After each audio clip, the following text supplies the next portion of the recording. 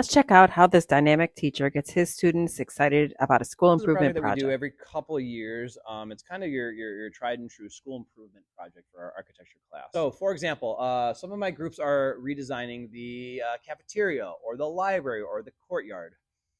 Why do people bump into each other? Are lines crisscrossing? Is it slowing down the flow? For example, we have teams broken up into a project manager. Project manager is somebody who is a good people person. They keep the teams organized.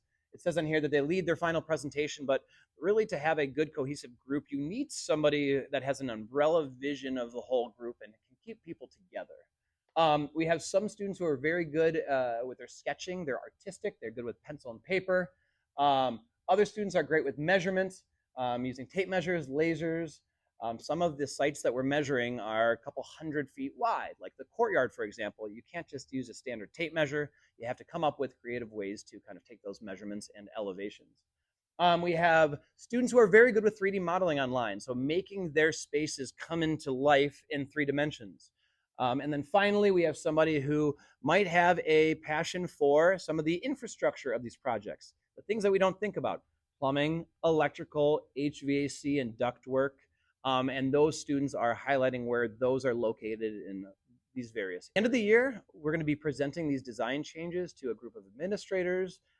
What's different about this year is that we're going to be presenting a specific dollar amount for how much we think this is going to cost. Also, how much money we think we might be saving by some of our design changes. Not everything is going to be money saving. For example, one group might want to completely redesign the pool or redesign the courtyard and add all this expensive equipment, whereas other groups are looking at traffic flow in the cafeteria. It's really the engineering of both the design spaces and how people interact with one another when you put a lot of them in a smaller space. Have the most buy-in to this project are the kids who are in sports and activities that know that the redesigning of their space will have an impact on the program in future years. We'll definitely follow up with a part 2 to see how these projects turn out. Thanks for watching.